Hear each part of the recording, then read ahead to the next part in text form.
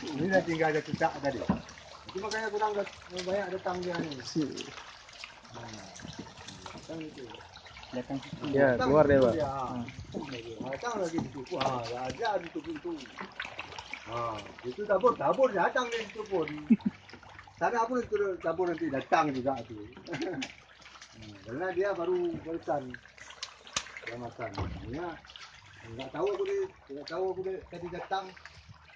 Anak saya lagi dinas, ayahnya kasih makan.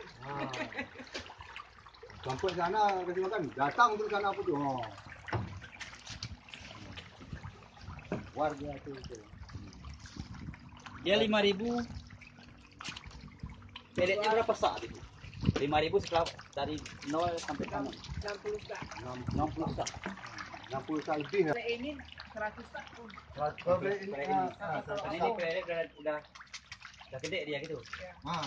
Udah apung gitu nak 100 sak dia. Kalau rendang tu kan 50 kilo 1 sak.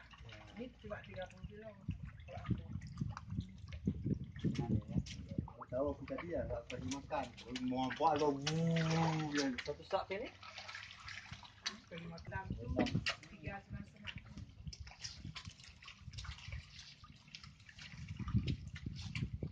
Udah kenyang nih.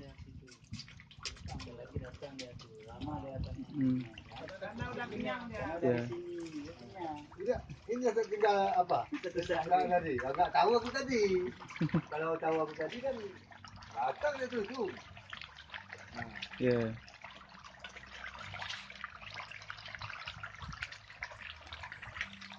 Mana aku tengok banyak tu. Mana aku tahu kan keluar. Keluar terus. Keluar terus dia. Keluar dia tu. Ini pun apa? Dia sampai 2 ton setengah.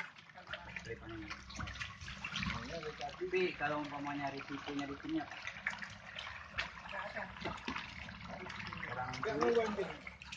Nama orang sini. Enggak tak dicuri orang. Biasa. Ini tempat tidurnya ni.